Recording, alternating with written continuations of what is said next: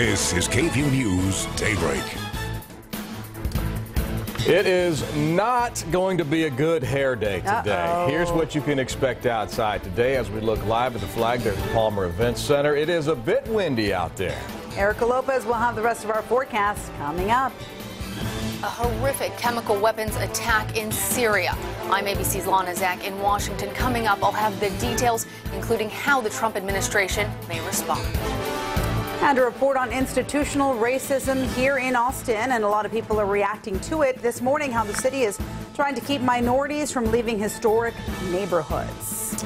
Good Wednesday morning to you, and thank you for joining us for KVUE News Daybreak. It is 6 a.m. on the button. I'm Brian Mays. And I'm Yvonne Nava. And we know someone who's all buttoned up and ready to go on the Weather Center. We've got Erica Lopez. That's right. You guys did mention the winds, and that's all due to a dry, cool front that passed our region overnight and now well off into the Gulf of Mexico. So that's bringing in a drier and cooler air mass. Check out your temperatures in the Austin metro area. We're talking 50s, the hill country, 40s for this morning, 50s across the central counties. That includes the eastern counties also. But the winds is the big story. Right now, sustained winds, San Marcos, 15 miles an hour, Fredericksburg as well. That does not include gusts of up to 25 miles an hour. And these strong winds are going to continue, unfortunately, all day long. But enjoy the cooler temperatures while you can. Let's take a look at what currently the roads look like this morning.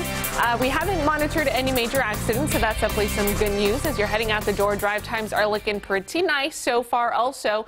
Here's one accident we are monitoring, though. If you're commuting northbound on 35 at Wells Branch Parkway, we do have an incident report there. Not causing any commute times issues as of now. And also keeping you updated on a road closure at Spirit of Texas Drive on the east and westbound non-toll lanes of 71. That will be closed today from 5 to 8, 8 to 5, excuse me, for the rest of your day. Guys, back to you. Erica, thank you. New this morning, we've learned the man hit by a driver in South Austin last night has died. The driver crashed into the man around 9 p.m. on William Cannon, west of I-35. Police say at one point there were reports the driver did not stop at the scene, but it's not clear if they've made contact with that driver since then. This morning, Round Rock fire crews investigating a massive fire that burned through an abandoned home last night. Take a look at these pictures sent into KVUE from Aaron Carpenter. The fire happened just before 9 p.m. near several older homes off Chisholm Trail. No one was hurt, but as you can see, flames could be seen from the nearby highway. Several trees along the home, near the home, caught fire as well. Dramatic pictures there. International news this morning, the UN Security Council will hold an emergency meeting in response to a chemical weapons attack in Syria. It's believed to be the work of President Bashar al-Assad. We have to warn you, some of the images in the story are disturbing. So far, at least 72 people have died, at least 11 children confirmed among the dead. World leaders condemning the attack, but as Lana Zach reports, the big question now is how will the Trump administration respond? The horrific brutality. The Syrian people, the victims of a suspected chemical weapons strike by their own government. Young children and babies among the victims of one of the worst attacks in the history of this civil war. The death toll continues to rise. The injured struggle to breathe. Rescue workers racing to rinse the toxic substance from the skin of victims. The assault unrelenting, even as this local activist reported from one of those hospitals it was hit with another airstrike. The suspected sarin gas attack follows 2 chlorine gas attacks over the past week. The gas attacks are continuing every day, and no one is doing anything to stop these gas attacks. These chemical weapon attacks come just days after the new Trump administration signaled a major change in the U.S. approach to Syria. Longer-term status of President Assad will be decided by the Syrian people. But faced with the raw brutality of Syrian President Bashar al-Assad, it is unclear if the Trump administration will continue to hold that position. Today, the UN Security Council will hold an emergency meeting on Syria. We have all seen the reports of the terrible chemical weapons attack in Syria. Neither the Secretary of State or the President directly answered questions on Syria following the attack, but President Trump delivered this message in a speech on the economy. I'm not, and I don't want to be, the president of the world. I'm the president of the United States. In a statement, the White House called the attacks reprehensible and said that they could not be ignored by the civilized world. But it also laid blame at the feet of the Obama administration for what they called weakness and irresolution. Lana Zach, ABC News, Washington. Well, new overnight, 6:04 is your time. North Korea fired a newly developed missile into the Sea of Japan, according to the U.S. State Department. Now, Korean and U.S. officials say the missile launched near the eastern city of Sinpo. Japanese officials are now calling the launch a clear violation of the UN resolution. The ballistic missile test comes just days before the Chinese president will meet with President Trump in Florida. North Korea is expected to be a major topic during their meeting. And happening today, Texas politician Wendy Davis will join hundreds of Planned Parenthood supporters at the state capitol to fight for women's reproductive rights. Nearly 1,500 activists are expected to turn out for Planned Parenthood Texas Lobby Day. They're aiming to educate lawmakers and the community about women's health. They'll also host a virtual reality experience that puts viewers in the shoes of a patient entering one of their health centers. The rally, by the way, begins at 12 noon. 2 weeks from today, State Representative Donna Dukes will appear in court to face multiple corruption charges made against her. Dukes is accused of tampering with government records and abusing her title. She's now facing 13 felony charges. Yesterday, a Travis County judge denied Dukes' request to dismiss 4 of those counts made against her. The charges stem from travel reimbursement forms Dukes submitted for days she allegedly did not travel to the Capitol. A public servant for the city of Martindale facing charges this morning, accused of stealing thousands of dollars from the city. Our partners at the Statesman saying bookkeeper Lynette Ruiz is charged with stealing $20,000 from the city.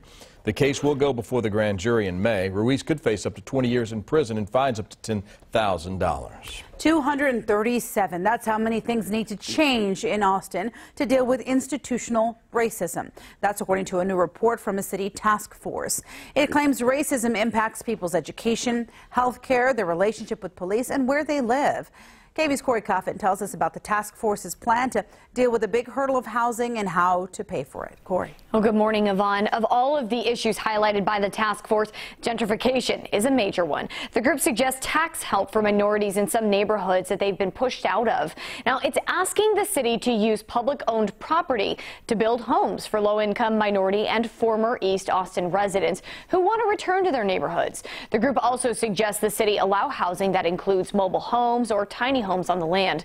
The group also recommends that the city create a fund to buy and preserve affordable housing, giving preference to those previously displaced. Now, some $600 million can be raised by implementing a linkage fee on developers of $2 per square foot of new construction, according to the report. The president of Houston Tillotson University, Colette Pierce Burnett, and the Austin School Superintendent, Paul Cruz, both chaired that task force. Here's what Burnett had to say about the monumental undertaking of this project. Citizens have to embrace it because, as I said earlier, it has to happen at the individual level. And then you go to the institutional level, then the structural, and then the systemic level. And we had to find a common language when you talk about race and innate biases. For example, language like Code Next. That's the city's proposed land use code rewrite. The task force's housing group believes that'll just accelerate displacement in rapidly gentrifying areas of East Austin.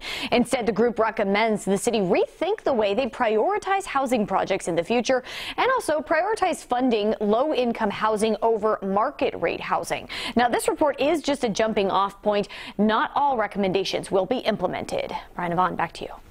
Corey, thanks. The IRS now using private debt collectors to gather money on taxes people owe across the country. This means you could get calls if you owe anything. But the IRS wants you to know the difference between a collector and a scammer. Here's how to know if the call is legit. The IRS will contact you multiple times in writing before you're ever called by contractors. If you get a call before getting a notice, it's likely a scam. Also, you will not hear from a private collector unless you have multiple years of overdue taxes, and all payments will be made to the IRS, not to the contracted company. The IRS will never ask for credit card information over the phone either, and will not threaten to have you arrested for not paying your taxes.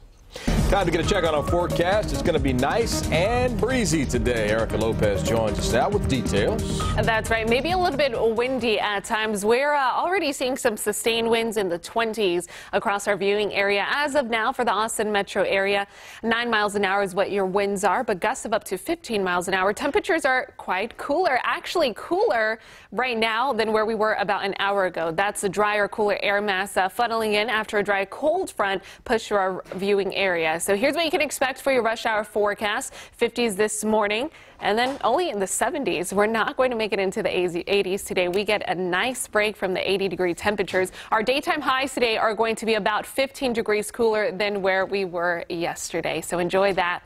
And enjoy this. Diana, our Facebook friend, sending in so many photos of her and her grandkids. She's our KVUE photo of the morning. So you guys can submit your photos. You can find us on Facebook, message your photos to us, or post them on our wall. You can also tweet us with using the hashtag KVUE, and we'll show them throughout Daybreak. Guys, back to you. Cachetes. I love his cheeks. I want to pinch those cheeks. He looks very serious about whatever it is he's trying to grab there. Yeah. A Georgetown couple proving that their love is stronger than distance. The two tied the knot just in time before the groom was deployed to Afghanistan. Kelsey and Army Captain Harrison Gauthier have dated for about a year and a half, but during that time, much of that time, Gauthier has been deployed overseas. In March, he was home on leave for a few weeks and had a last-minute idea. The two should get married. Friends and family pitched in, from rings to flowers to a ceremony at the courthouse. The couple got married at 2 o'clock, and by 6:45, well, he was back on a plane to Afghanistan. We'd been talking about, getting married beforehand, but I guess, something just the night before, we're just like, we got to do this. Maybe one of the happiest people in the world, because I was able to come back here and then tell people, I was married, and then I married the love of my life. I love this story. Seize the moment, right? Now Gauthier will be deployed for about 6 months. Then he plans to go to business school, hopefully here in Texas. We wish them all the luck. She made a beautiful bride. Great story. More allegations against Fox News. That's right. Harassment allegations piling up against that company. What two current employees are accusing the company of ignoring in the workplace. And the hunt is still on for the person who ambushed and killed a Houston area deputy. The new surveillance video that could help officers track down the person responsible.